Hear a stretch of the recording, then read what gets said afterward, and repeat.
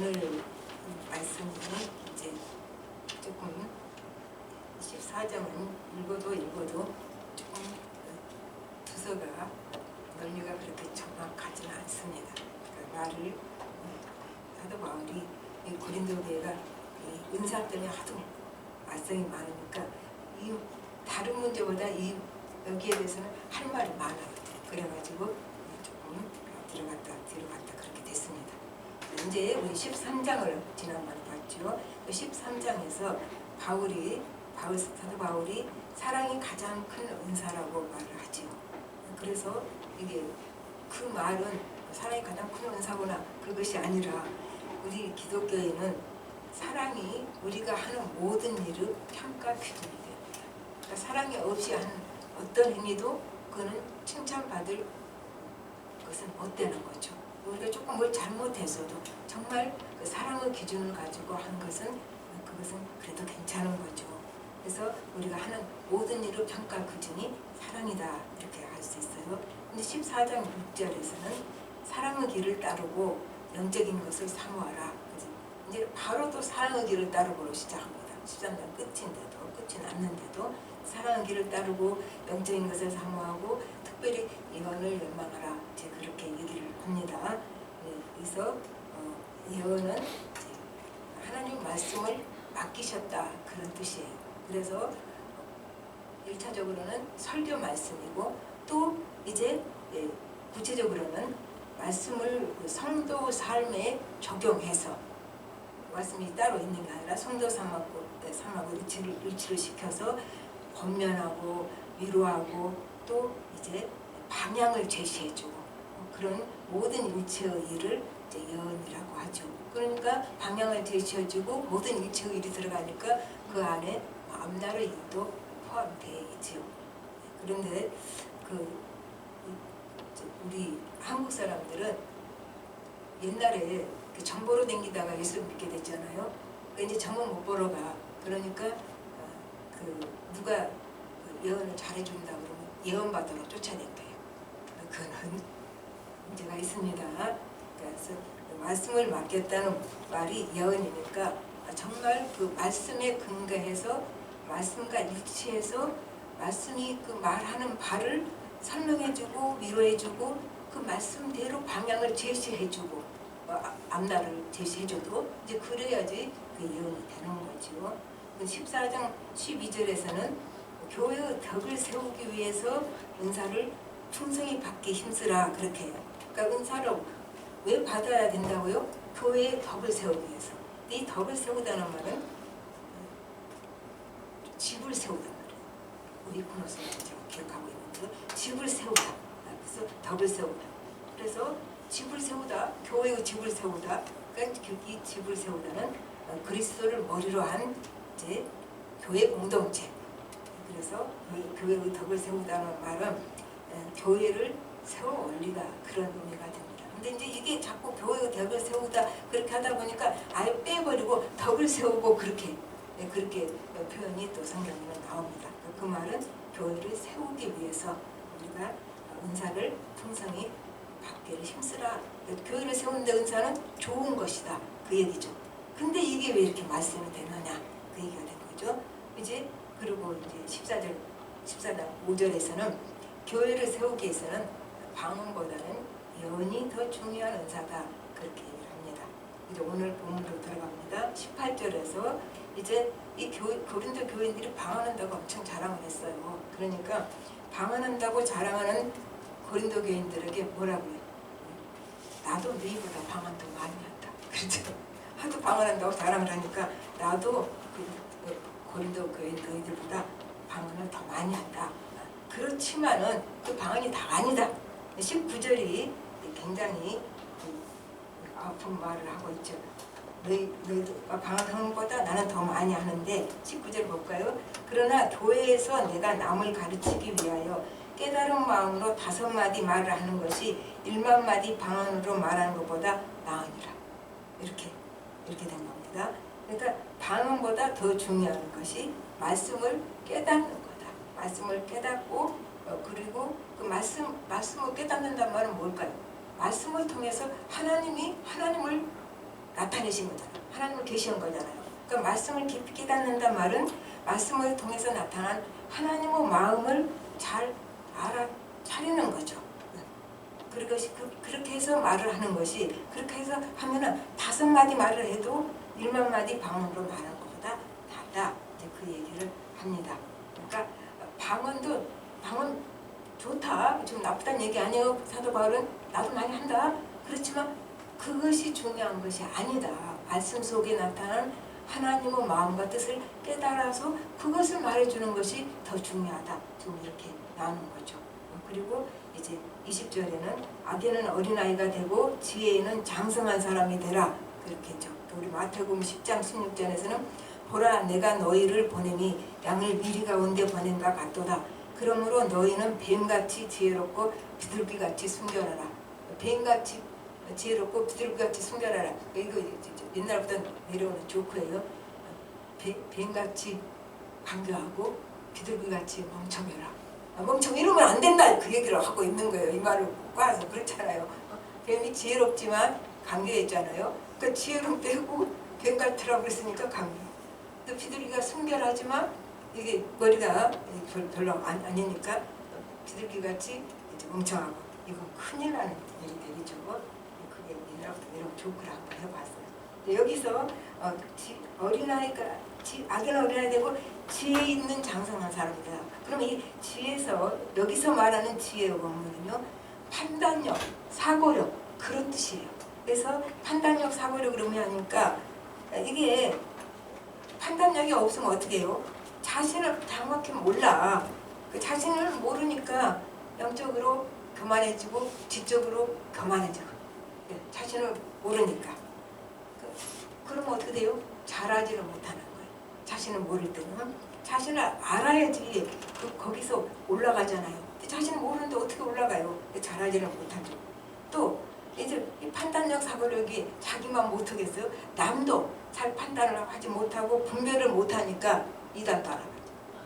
그러니까 뭐 새로운 거 있다 그러면 쫓아다니는 친구가 있어요. 내 친구가 인터넷에 무슨 저기 오면 거기 가가지고 우리한테 다 그 전도사 됐어요. 그 진도사 어디 들어가고 그분 설교 교회도 이제 교회가 없이 하시는 분인지 내가 볼 때는 조금 이상하던데 계속 선전해. 좋은 교회 다니는데 그래요. 그리고 또 누가 어쨌다고 또 거기 가봐야 된다고. 그래서 그 이상한 말 한 데는 다 쫓아다니는 친구들도 있어요. 이게 이제 분별력이 없는 거죠. 그럼 여기서 말하고 그러면 지혜가, 영적인 지혜가 없으면 그렇게 남한테 휘둘리고 돌아다닌다. 그게 왜 생겨요? 왜 이런 현상이 일어나냐면 지혜가 없고 판단력이 없고 분별력이 없으면은 이제 자기가 없는 거예요. 자기와 하나님과 관계에서 확실한 근거가 없으니까 자꾸 남을 의존하는 거죠. 영적 의존증. 영적 의존증이 있어서 이쪽에서 의존하고 저쪽에 의존하다 보니까 이렇게 좋은 결과가 얻는다. 독립을 해야 되는데, 그래서 이제 우리가 영적 수준이 높다. 그건 무슨 말이에요? 영적 수준이 높다. 그 말은 하나님과 얼마나 깊은 관계를 가지고 있냐 그런 거예요. 그러니까 영적인 그 깊이는 하나님과의 관계의 깊이와 같은 거죠. 저 사람이 영적인 수준이 높다 그 소리는 하나님과 깊은 관계 속에 늘 교제하고 사는 사람이 영적인 수준이 높다는 얘기가 된다 그 말이죠. 그리고 이제 이렇게 그 신앙적으로 사모하라 그랬는데 지금 사모하라 그랬는데 교만을 하나님이 싫어하시잖아요. 그러니까 교만한 자는 하나님과 깊은 관계를 가질 수가 없어요. 베드로전서 5장 5절 여러 구절 있지만 여기 한 구절만 뽑았어요. 하나님은 교만한 자를 대적하시되 겸손한 자들에게는 은혜를 주시느니라. 그러니까 은혜를 받으려면 어떻게 해요? 겸손한 마음이 되죠. 이거 이제 지금 뭐 영적인 것을 사모하라 그랬잖아요. 그런데 사모할 때 교만하면 하나님의 은혜를 안 주시죠. 그러니까 그 첫째 조건이 겸손한 마음을 가질 때 은혜를 주신다 그 말이죠. 사울왕이 겸손했지요. 교만해져서 어떻게 됐어요? 하나님과 멀어져 버렸어요. 너무 간단해지더라고요. 교만해지니까 하나님과 멀어졌다. 그러니까 은혜를 받고 싶은 마음이 있으면 우리가 늘 겸손해야 된다는 얘기가 됩니다.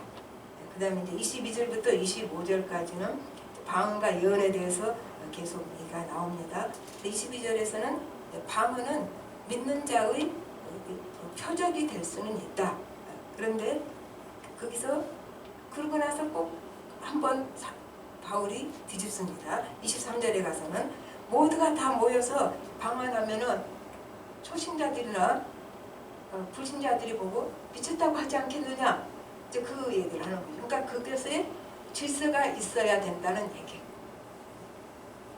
질서가 있어야지 그렇게 그 영적 은사받다 이렇게 혼란스러운 거 그건 안 된다, 그 얘기를 하는 거죠.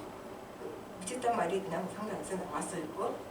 그리고 23절에서는 이제 예언, 그러니까 설교와 예언, 이것이 주로 믿는 자들을 위한 것이다. 그리고 때로 믿지 않는 자들에게도 이 말씀과 예언이 역사가 일어날 수 있다. 그렇게 말을 합니다. 히브리서 4장 12절 하나님의 말씀은 살아있고 활력이 있어 좌우에 낯선 어떤 것보다도 유리하여 우리 혼과 영감 및 관절과 골수를 찔러 쪼개기까지 하며 또 마음의 생각과 뜻을 감찰하나니, 미안합니다, 판단하나니. 전에 개혁판이 그 감찰하나니 그래서 제가 그렇게 말했는데 판단하나니 그렇게 됐습니다. 그래서 하나님의 말씀은 생명이 있기 때문에 살아서 역사를 합니다. 그러니까 설교 말씀이 살아서 역사하기도 하고, 진짜 이 사람을 통해서 주신 하나님의 말씀이 그게 진짜 하나님께서 주신 거라면 어떻게 그 말씀에 생명이 있어서 역사를 한다. 살아서 역사를 한다. 그리고 아까 그 예언이 뭐라고 그랬어요? 그 말씀을 잘 해석해서 성도 삶에 맞춰서 앞으로 인도해주는 게 예언이라고 했어요. 그러니까 그 예언이 근거 없는 예언, 그거는 안 돼요. 늘 예언이 나왔다고 해도 말씀에 뿌리가 딱 있어서 말씀과 똑같은 내용이 이제 구체적으로 표현됐을 뿐이다. 그걸 우리가 잘 구별해야 돼요. 예언을 한다고 그러는데 말씀하고 달라, 그 기본 뜻이 그건 잘못돼요. 늘 말씀이 기본이 된다, 그 말이죠. 그래서 그 정말로 하나님 주신 말씀이라면 그 말씀은 생명이 있죠. 그래서 설교 말씀, 성경 말씀은 그건 확실한 거예요. 설교도 잘못되면 또 안 되겠지만 어쨌든 하나님 말씀은 생명이 있기 때문에 살아서 역사를 한다. 죄는 영혼의 병입니다. 그래서 말씀이 이 어두운 심령에 선명으로 조명을 딱 하면 어떻게 될까요? 아까 그랬잖아요. 좌우에 낯선 어떤 것보다도 예리하여 말씀이 혼과 영감이 관절과 골수를 찔러 쪼개게 한다고 그랬죠. 감춰질 게 하나도 없는 거죠.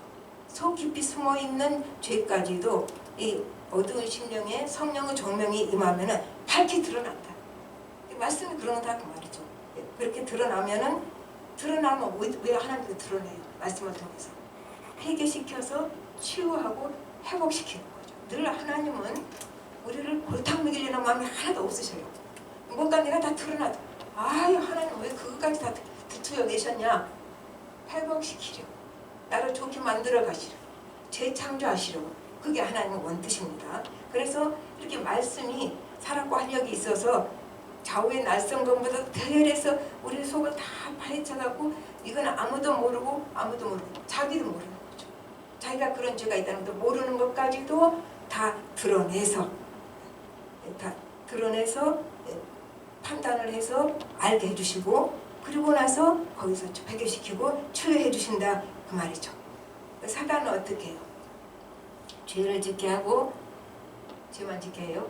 죄의 싹도 줍니다. 사단도 싹 줘요. 그래서 죄의 싹을 주어서, 죄의 싹은 뭘까요? 죽음과 같은 좌절과 절망입니다. 그게 사단이 하는 일이에요. 그래서 우리가 이 말씀을 통해서 죄가 다 드러나고 거기서 벗어나면 성령의 역사와 생명의 역사가 막 불리듯이 일어나게 되는 거죠. 그래서 로마서 6장 23절은 이렇게 표현해요. 죄의 싹은 사망이요. 그렇잖아요. 그러니까 죄의 싹은 사망이요. 이 속에 뭐가요? 사단이 죄 짓게 하고 싹도 준다 그 말이죠. 죄의 싹은 사망이요 하나님의 은사는 그리스도 예수 우리 주 안에 있는 영생이니라. 이렇게 구별을 딱 해놨어요. 이렇게 대조적으로 하면 쉽죠. 그러니까 우리가 영혼은 병이 죄가 영혼의 병이라고 그랬으니까 이 말씀이 바로 들어가면은 심령이 쪼개지고 다 드러나고 사람이 변화가 일어났다. 치유가 일어나고 회복이 됐다는 말은 뭐예요? 심령이 변화됐다는 얘기가 됩니다. 이렇게 했기 때문에 방언보다는 예언이 설교 말씀이 훨씬 더 중요하다.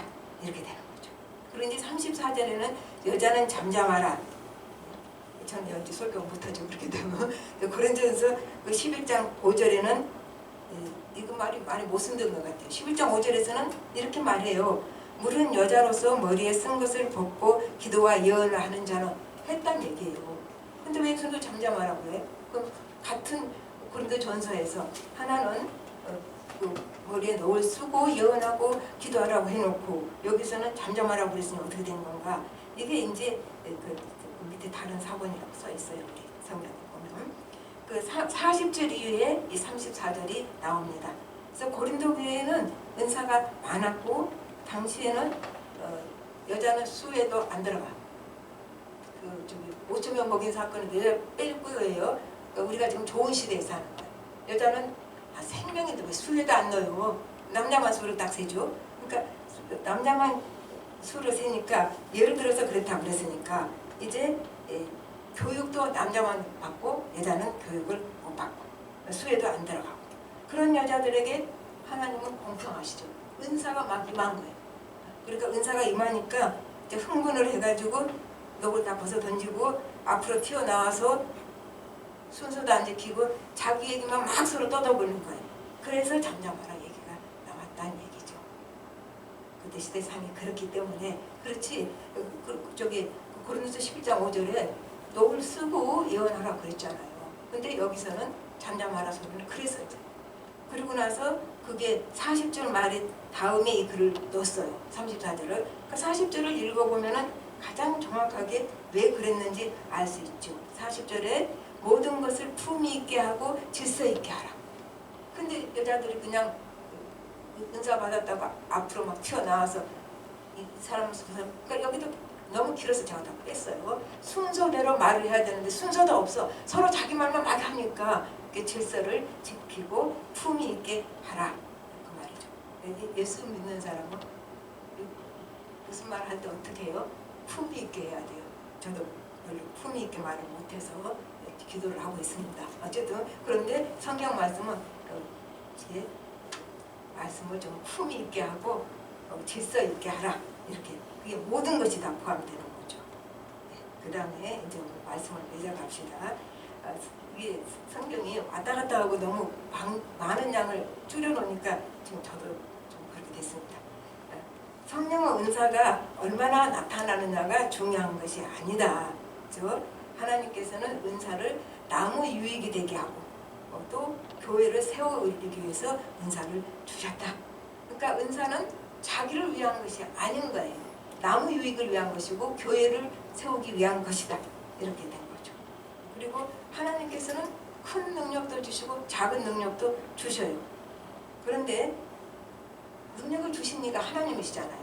그런데 능력 많이 주셨다고 칭찬할까요? 그건 아니에요. 작은 능력이라도 하나님 주신 그 사명 지키고 인내하라는 말씀을 잘 지키고 이게 바로 빌라델피아 교회에 나온 말입니다. 네가 인내의 말씀을 잘 지키고 말씀을 잘 지키고 또 하나님을 배반하지 않고 충성하니까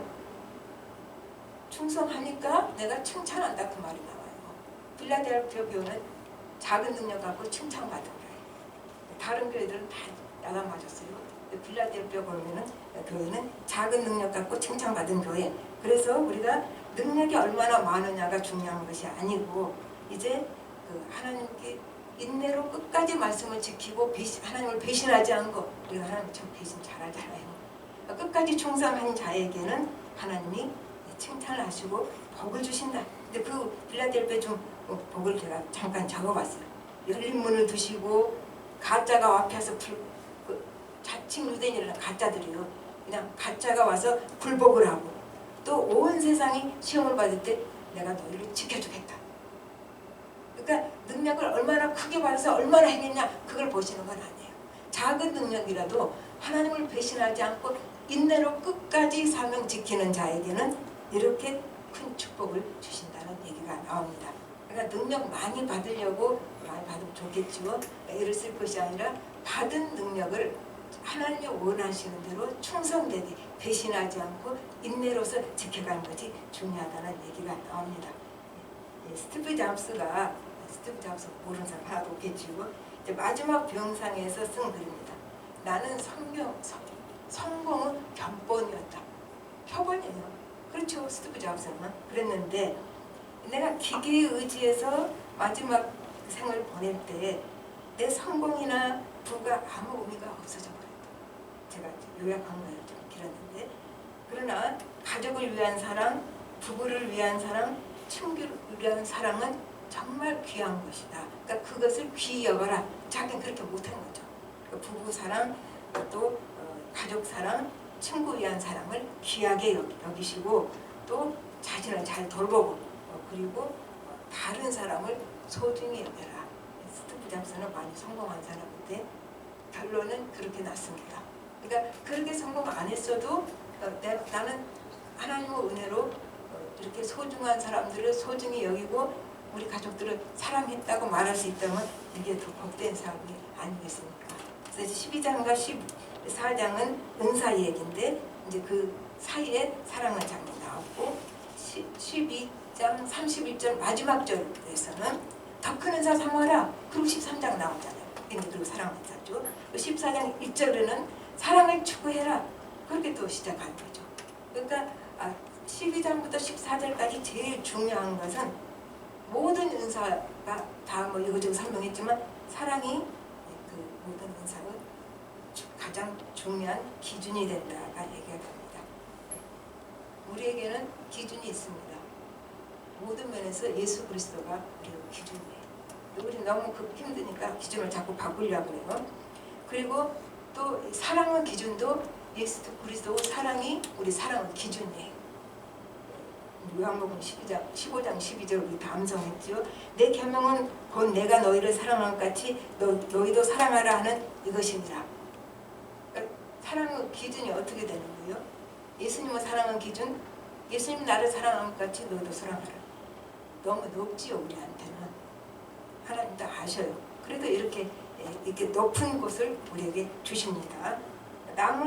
그리고 우리에게 지금 준 것이 남을 위해서 교회를 세우기 위해서 우리에게 은사를 주셨다면 그 은사대로 일을 할 때 그러면 우리는 내게 은사를 주셔서 남을 돕고 교회를 도왔구나. 그렇지 않아요. 내가 남을 돕고 교회를 도울 때 내가 세워져 가는 거예요. 교회가 나를 도와주는 것이고 내가 돕는 사람들이 나를 세우는 걸 도와주는 거예요. 여러분 그 생각 안 해봐요. 내가 누구를 위해서 희생했어? 아니에요. 내가 희생한 그 사람이 나를 세워가는 거죠. 내가 교회를 해서 이렇게 했어? 아니요. 내가 이렇게 한 그 교회가 나를 세워가는 거예요. 우리 그거는 그 마음을 가질 때 내가 돕는 사람이 나는 굉장히 감사한 거죠. 내가 돕는 사람으로 인해서 내가 세워져가고 내가 뭔가 교회에서 할 수 있는 게 감사하죠. 왜냐하면 내가 그렇게 조금이라도 할 수 있는 그 교회가 그 일을 통해서 나를 세워가기 때문에 그러는 거죠. 그래서 이제 예수님의 사랑은 기준이 되니까 너무 높아서 우리가 힘들지만 이 저 높은 것을 향해서 날마다 이제 우리가 내게 주신 일을 열심히 해갈 때 내가 세워져 가고 내가 돕는 줄 알 때 내가 도움을 받았고 그렇게 하고 있는 사람 충성되게 내게 주어진 은사가 작을지라도 충성되게 교회를 위해서 남을 위해서 충성되게 일하는 동안에는 우리가 주님의 품 안에서 주님의 돌보심을 체험하고 누릴 수 있습니다. 우리 모두가 이런 축복을 다 받았으면 좋겠습니다. 같이 기도하겠습니다. 하나님 아버지 주님의 은혜를 감사해 드립니다.